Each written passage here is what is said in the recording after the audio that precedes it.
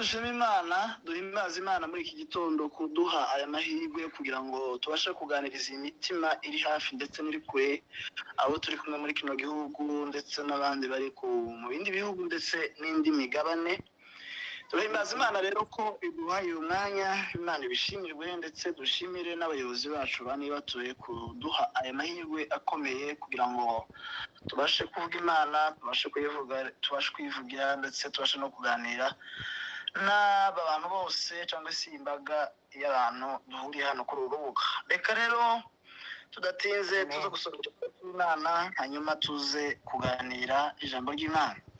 Dusome rero ijambo ry'Imana twese aho uri, gusa gufata igitabo cyawe niba bigushobokera, abadafite uburyo bwo gufata ibitabo babyegereye nanone bafite amatelefone bashobora gufungura amatelefone yabo tukabasha gusoma ijambo ry'Imana hamwe, hanyuma tuze kuganira hamwe twese ijambo ry'Imana. Dusome rero mu butumwa bwiza nko bwanditswe na Yohana, ibice ni 4, umurongo wa 23 cyangwa se 23. Yohana ibice 4 umurongo wa 23. Ubutumwa bwiza nko bwanditswe na Yohana ibice 4 umurongo wa 23. Ijambo ry'Imana riravuga ngo ariko igihe kiraje ndetse kirasohoye ubwo abasenga by'ukuri basengera Data mu mwuka no mu kuri, uko Data ashaka ko bene abo aribo bamusenga. Amen. Amen. Reka twongere dusubiremo kugira ngo tubashe gufasha wenda batari hafi ya za Bibiliya zabo. Ubutumwa bwiza nkuko bwanditswe na Yohana ibice 4 umurongo wa 23. Ijambo ry'Imana riravuga ngo ariko igihe kiraje ndetse kirasohoye ubwo abasenga by'ukuri basengera Data mu mwuka no mu kuri, kuko Data ashaka ko bene abo aribo bamusenga. Amen. Amen. Amen. Amen. Iki gitondo rero kidasanzwe ku buzima bwanjye ndetse no ku buzima bwawe, wowe turi kumva uri kumva ndetse nawe uzatwumva nyuma kuri link ya YouTube. Nagira ngo tuze gutangira ijambo ry'Imana twahaye umutwe uvuga ngo amoko atatu y'abantu Imana ishaka, cyangwa se ubwoko butatu bw'abantu Imana ishaka. Mbere y'uko tuza kuganira ubwo bwoko butatu bw'abantu Imana ishaka, nagira ngo nkwibutse ko kuba Imana yampuje nawe, kuba Imana yaguhaye uwo mutima wo kugira ngo wumve icyo Imana iganiriza wowe, kuba Imana yampinduye umuyoboro mwiza nawe ukagira amahirwe yo kuyumva, nagira ngo nkubwire ko uri mu bantu bashakishwa n'Imana, uri mu bantu Imana ishaka. Imana ashaka umutima wawe, Imana ashaka bwawe, Imana irashaka umutima wawe, Imana irashaka ibitekerezo byawe, Imana irashaka umubiri wawe, Imana irashaka byose utuze, byose wowe ibikubize ndetse n'ibyo ugize nawe. Ubwoko butatu rero bw'abantu Imana ishaka, nagira ngo mbere yuko tuganira ubwoko butatu bw'abantu Imana ishaka, nagira ngo mbibutse ko iyo Imana ishakisha ntabwo ari ikimenyetso cy'uko hari ikibura, nk'uko Imana irakwiye, Imana iri bwujuje, Imana nta kikeneye kugira ngo ibayeho uduhari cyangwa tudahari. Cyakora tuyitera umunezero kuba duhari, ariko nanone Imana yuzuye, si Imana y'igice, si Imana y'umukene, si Imana ifite aho ishakishiriza nk'aho idahari, kuko ubwayo Imana yacu n'Imana ibera hose icyarimwe. Cyakora iyo umuntu ashakisha aba ari ikimenyetso cy'uko hari icyo abura, kubera ko umuntu agira insuffisance, umuntu agira aho ananirwa, umuntu agira aho atagera. Hanyuma iyo umuntu ari kure ikintu ashakisha, aragishaka akagishaka nk'utakiruzi, akagishaka nk'utakibona, akagishaka nk'ufite ubukene bwo kugira ngo icyo kintu kize kimwuzuze, kize kimubwire ko yumva ashakisha. Ariko Imana iyo ishakisha si ikimenyetso cy'uko hari ikibura, si ikimenyetso cy'uko itabera hose icyarimwe, kuko kugira ngo Imana yitwe ko ari Imana, igomba kuba ari Imana ibera hose icyarimwe, igomba kuba ari Imana ishoboye byose, igomba kuba ari n'Imana yaremye, apana Imana yaremye. Izindi Imana zose ni Imana zaremwe, ni Imana zidafite ubushobozi bwo kubera hose icyarimwe, ni Imana zidafite ubushobozi bwo gushobora byose. Umwihariko w'Imana yacu niyo Mana yonyine ishoboye byose, niyo Mana yonyine ibera hose icyarimwe, ni nayo Mana yaremye, ko izindi mana zararemwe, izindi mana ntizishoboye byose, izindi mana zo ziberaho zitaye. Imana yacu ifite ubushobozi bwo gukemura ikibazo wowe ufite uri muri Finland. Imana ifite ubushobozi bwo gukemura ikibazo wowe uri Uvira, ikagikemura nk'ari wowe mu kibazo mu isi, kuko Imana itureba ntitureba nk'abantu benshi batuye mu isi. Noneho ngo nija kunsubiza ngo inshure ku rutonde ibanze gusubize ibone kunsubiza. Oya, Imana ifite ubushobozi bwo kugira amabiro angana n'umubare w'abantu bose batuye mu isi. Bityo Imana ikadusubiriza icyarimwe, bityo Imana ikansubiza nk'aho ari jewe jenyine uba mu isi, bityo Imana ikanyitaho nk'aho ari jenyine ubaho.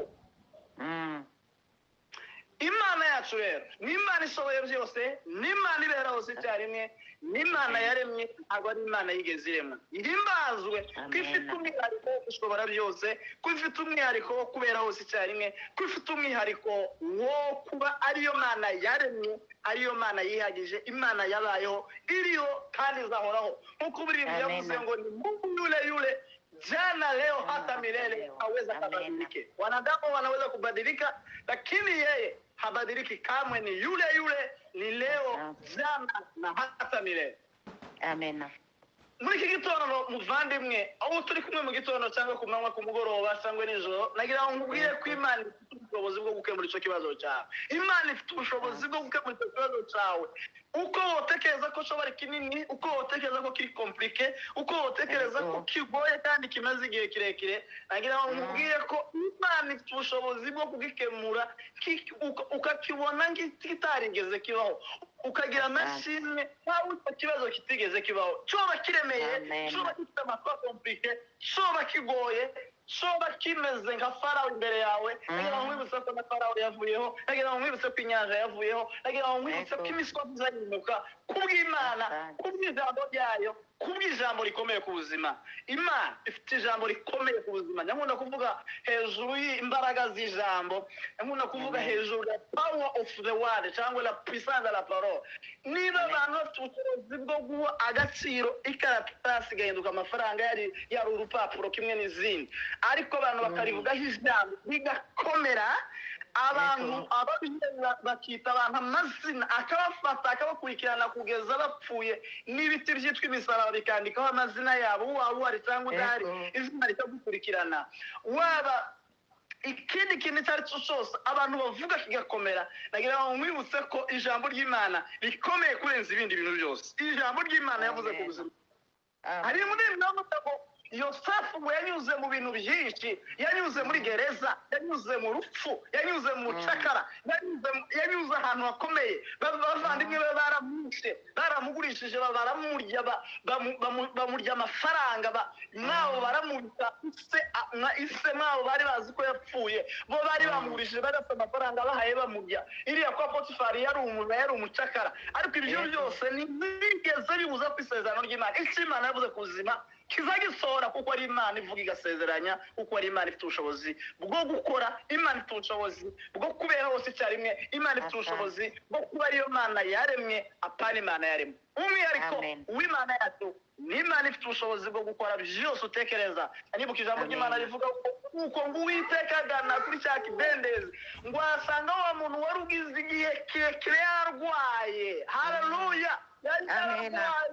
nabwo bwari bwaranze, imiryango yari yarakizwe. Ijambo ry'Imana ravuga ngo nta mwene wabo yari afite, ngo badafite bene wabo nibo byumvikane ko irave doblesire yarafite abari baraje muri iyo minsi yavuga, kubera ko bafite bene wabo baramutanze, abagize imyaka mike, abagize iminsi, abagize amezi, abagize ibyumweru, baramutanze kubera kugera bene wabo. Hanyuma Yesu mwene wabo wa bugufi gukuruta gutekereza we yatekereza, Yesu ngo arahagera. Reka Yesu agere mu wawe mu izina rya Yesu. Reka Yesu agutabare muri iki gitondo cyangwa muri no mugoroba. Reka Yesu agame niwuri, nubwo wabuze abavandimwe, nubwo ikidendezi cyihinduriza, ntube suple, ntube tayari kubera impamvu kanaka, kubera ubumuga, kubera uburwayi, kubera cya kintu wabuze. Yesu akubere cya kintu wabuze muri iki gitondo, muri ijoro, muri no mugoroba, akubere cya kindi wabuze mu izina rya Yesu. agufashe akubere byose muri iki gitondo, akubere byose muri uno mugoroba. Ngo Yesu ahageze ngo aramubwira ngo niki Yesu uwamubwaye ngo aramubwira ngo ngize iminsi hano ariko singira mwene wacu ikidendezi iyo kihindurije abamarayika iyo yaje sinzambona umuntu ntareba sinzambona. Uwabonye Yesu ntazakenera ikidendezi, uwabonye Yesu ntazakenera bene wawe, kubera ko Yesu ni mwene wanyu, Yesu niwe mumarayika mukuru, Yesu niwe mazi, Yesu niwe Betsaida nyakuri. Yesu aramubwira ngo uyu munsi ikorere igitanda. Iyo Yesu yageze iwawe, iyo Yesu yagufashije, yose yagukijije, ibyari bimaze iminsi biguheka nawe uzi ubiheka. Cyari igitanda kigize iminsi kiguheka, Yesu ngo ahagarara amubwira ngo igitanda kimaze iminsi kiguheka nawe uragiheka uyu munsi. Arakikorera, afata uburibwa, afata ubarira ubwe. Nawe nagira ngo ngutangarize muri iki gitondo, muri iri joro, muri uno mugoroba, muri ano manywa, kugira ngo umenye ko neza ibimaze iminsi biguheka, kubera ko uhuye na Yesu, kubera ko uhuye n'umuyuda ukuri. Ibimaze iminsi biguheka nawe utangire ubiheke mu izina rya Yesu. Asante. Imana iragutiza umugongo, Imana iragutiza imbaraga, Imana iragutiza ubushobozi bwo gutangira guheka, bwo gutangira gufata en charge ibyari bimaze iminsi bigufata en charge, ibyari bikurera, ibyari bikureze, ibyari biguhetse, ibyakonsaga. Iki gihe ni iki gihe nawe ngo ubabere umwivuri, ni igihe nawe ngo ubabere umutaka mwiza, ubatwikira izuba, ubatwikira imvura, ubatwikire bya bintu byose bigize iminsi bigutwikira nawe. Haleluya.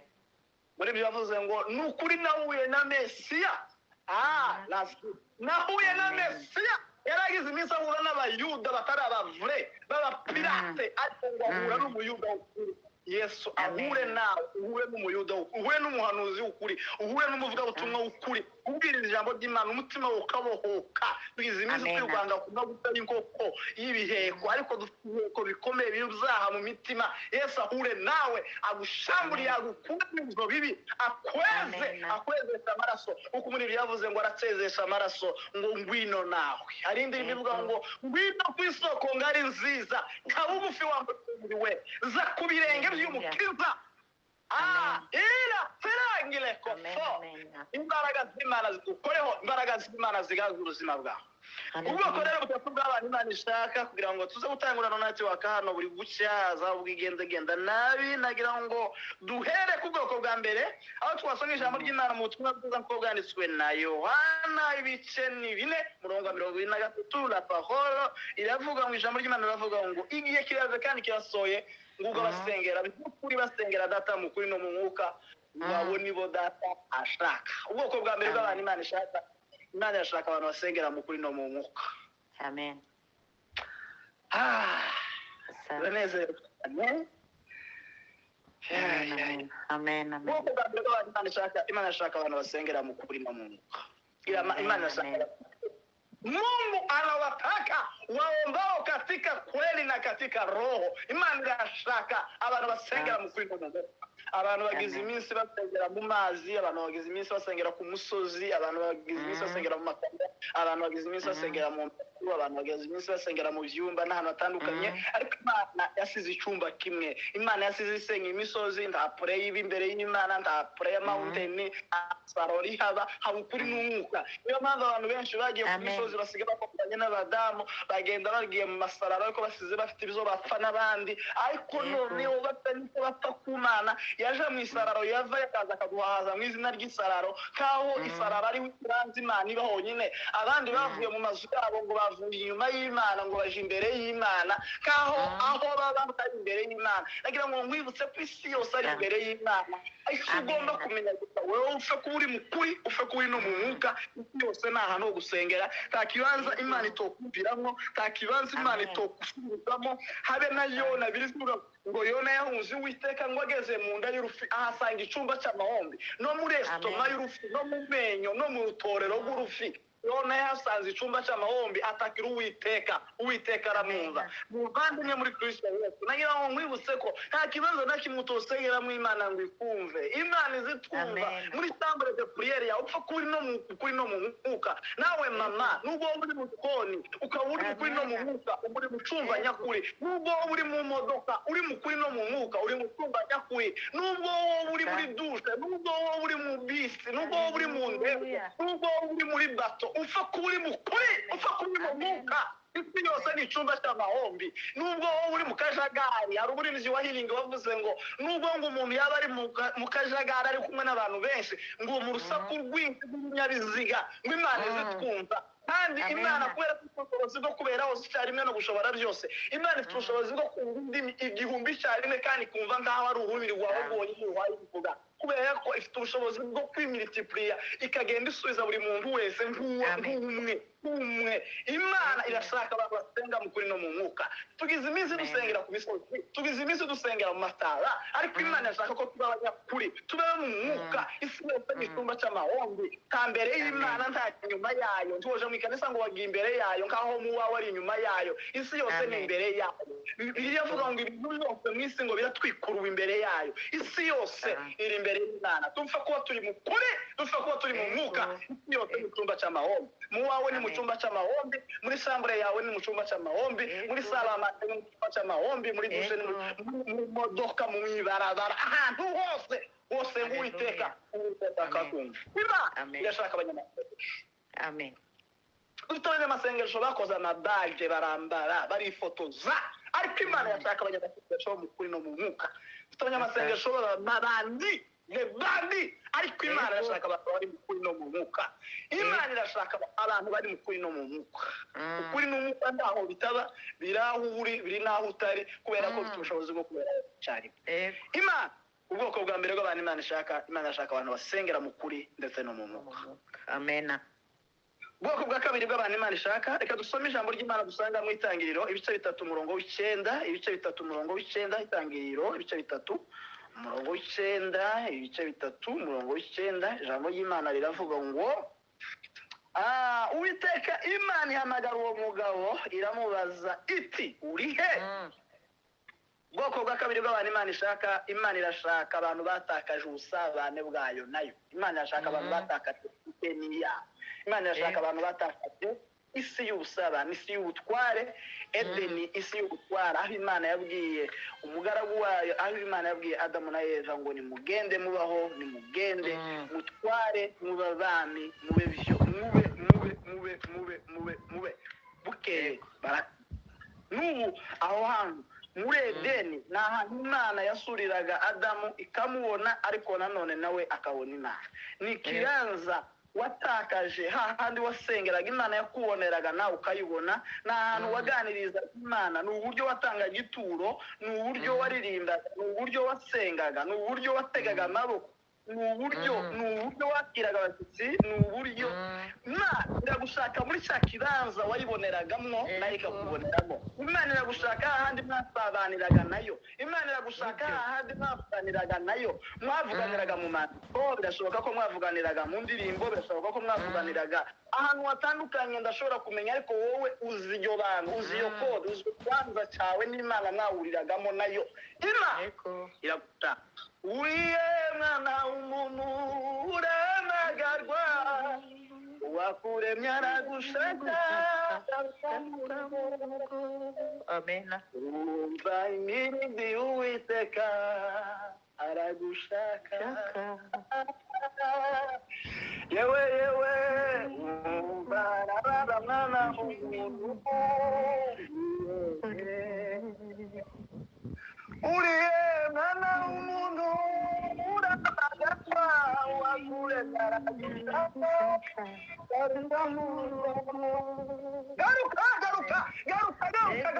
Garuka ku isoko, garuka kuri source, garuka muri cya kibanza, garuka muri wa mwanya, garuka muri ya kondo, garuka muri ya mazi, garuka hahandi, garuka muri ya maturo, garuka muri ya mashimwe, garuka muri za haleluya, garuka mu gukiranuka, garuka kuri Imana. Irashaka abantu batakaje Edeniya. Imana irashaka abantu batakaje ikibanza baboneraga Imana. Abana Imana nayo ikababoneramo, aho Imana yagusuriraga, aho Imana yavuganiraga nawe, aho Imana yakomunikaga nawe. Mungu hutafuta mtu ambaye ameupoteza uhusiano, ambaye amepoteza Edeni yake, amepoteza dunia, umuntu watakaje isi ubusabane bwe n'Imana. Ndiyo. haleluya. nagira rero ngo tuze gusoza n'ubwoko bwa gatatu bw'abantu Imana ishaka, Yesaya, ubuhanuzi bwa Yesaya ibice 6 umurongo wa 8. Yesaya ibice 6 umurongo wa 8. Ijambo ry'Imana riravuga ngo numva ijwi ry'umwami. Imana riti ndatuma ninde watugendera, maze ndavuga nti nijeba ari utuma. Amen.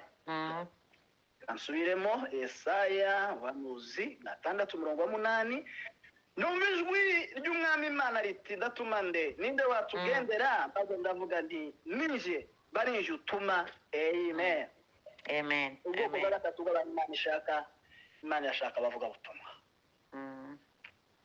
Ni lazima nimutumikie Mwokozi Bwana wangu, sipoifanya kazi yake siku moja nitadaiwa. Mavuno mengi yameiva, watenda kazi ni wachache, lazima nimutumikie. Mavuno mengi yameiva, watenda kazi ni wachache, lazima nimutumikie. Mvani achanyumva? Achanyumva? Eko. Yeah. Mavuno mengi yameiva, kazi ni wachache, lazima nimutumikie. Hari ijambo ry'Imana riza gukomporeta rino twasomye kugira ngo dusoze network zitaza kudukoroga. Ubutumwa bwiza ko bwanditse ibice 28 umurongo wa 19. Ubutumwa bwiza ko bwanditse na Matayo ibice 28 nicyo gice cya nyuma cyo muri ico gitabo cyangwa se ubutumwa bwiza. Haravuga ngo nuko mugende muhindura abantu bose mu mahanga yose abigishwa, mubabatiza mu izina rya Data twese n'Umwana n'Umwuka wera, mubigisha kwitondera ibyo nababwiye byose, kandi dore ndi kumwe namwe iminsi yose kugeza ku mpera y'isi. Amen. Amen. Ubwoko bwa gatatu bw'abantu Imana ishaka, Imana yashaka bavuga butumwa. Imana Mungu utafuta wainjilisti, Imana yashaka bavuga butumwa. Imizi minsi duhura n'abavuga butumwa bagenda bashakisha amafaranga, bagenda bashaka ibyubahiro, bagenda amazina yabo nk'abayataye, bavuga butumwa bagenda kubaka ibyo bagomba kwiyubakira ubwabo, ariko Imana yashaka bavuga wavunaji. Mungu anawatafuta. Imana yashaka bavuga butumwa. Bavandimwe muri Kristo Yesu, bavandimwe muri Kristo Yesu, duhuriye kuri urubuga mpuzamahanga rw'ivuga butumwa, niba turi mpuzamahanga, nagira ngo ndibutse ko amoko atatu bw'abantu Imana ishaka nawe urimo. Ubwoko bwa mbere ko Imana ishaka ari masengesho. Imana gushaka musengera urugo rwawe, ube intercessor, usengera urugo rwawe, usengera urugo rwo kwa soko wawe, usengera urugo rwo kwa papa wawe. Ukwiye kumya, ukwiye gufunga senga uwo mwanya, ukwiye kuzana igicaniro mwanya, ukwiye gusengera mwanya, ukwiye gusengera abana bawe, ukwiye gusengera abakazana bawe mu mazina yabo, mazina y'abuzukuru, mu mazina y'abakazana, mu mazina y'umugabo, mu mazina y'umugore, mu mazina ya pasiteri. Ukwiye gusengera itora, ukwiye gusengera igihugu, ukwiye kuba umuzamu, ukwiye guhagarara, ukwiye gusenga. Imana yashaka abanyamasengesho. Imana irashaka nanone abavuga butumwa, nanone Imana yashaka abantu batakaje ubusabane bwayo kuri abo ndetse n'Imana. Yashaka bavuga butumwa, apana abantu bashaka amafaranga, apana abantu bashaka isoko, apana abantu bashaka amahoteli. Imana iragushaka imisozi, Imana iragushaka ahantu wobwiriza bakagukubita kubera ubutumwa. Imana iragushaka muri cya kibazo wowe perezida wo kubitwa wo razwa hanze. Imana iragushaka, Imana iragushaka. Kuko itorero rigomba gushaka bazimiye, ubundi itorero naryo ridashaka bazimiye nabwo ubwaryo ryarazimiye, rikwiye gushakishwa. Itorero ritongereza umubare w'abakunzwe naryo rikwiye gushakishwa nk'ibyabuze, rikabanza rikibona, rikabanza rikitahura. Iyi kanisa ritarashaka, iyi kanisa ryanyu ritagira vuba paritema yo gushaka bazimiye, nabwo ubwaryo riba ryarazimiye, rikwiye gushakishwa mu bishakishwa. Imana irashaka abavugabutumwa, Imana irashaka abanyamasengesho, Imana irashaka abantu batakaje ubusabane bwayo ndetse n'Imana. Murakoze, Imana bamugisha, Imana ibane namwe, kandi Imana wowe Imana ikoze ku mutima, wowe Imana ibwiye, wowe Imana ndetse n'uwundi utekereza waba uri aho hafi yawe utakumvishe, agira ngo umufate ubwo butumwa uwumuhe, kuko Imana irabushaka, kuko Imana iramukeneye, kuko Imana ubu butumwa n'ubwawe, ubu butumwa n'ubw'umugabo wawe, ubu butumwa n'ubw'abana bawe, umufate ubusangiza umugore, umufate ubusangiza umwana mutari kumwe, umufate ubwohereza ukazana mutari kumwe, umufate ubusangiza isi yose batari aho hafi, kuko Imana irashaka, Imana irashaka isi yose, Imana irashaka abavugabutumwa, Imana irashaka abavugabutumwa, Imana irashaka abanyamasengesho, Imana irashaka abantu batakaje ubusabane bwayo. Murakoze cyane abavandimwe badutumye, Imana banyuze umugisha umuyobozi wacu Aimable. Nishimiye ko n'abashumba batandukanye n'ababyeyi batandukanye, harimo umushumba wanjye Igoma Gikundiro, n'umubyeyi wanje batoje ijambo ry'Imana, ndetse n'abandi batandukanye. Nishimiye kubana namwe, nishimiye kumva amajwi yanyu, nishimiye kuba turi kumwe n'abandi bantu benshi bari hano muri kino gihugu cyacu Burundi. Mungu nawabariki, Mungu anawapenda, Imana irabakunda. Ari mu mivugo ngo Yesu urukundo rw'Imana yacu nawarondoro uko rungana, rusumba izuba rusumba ukwezi. Imana iradukunda, Imana irafashe, kandi Imana ibagire neza. Murakoze. Amen. Bari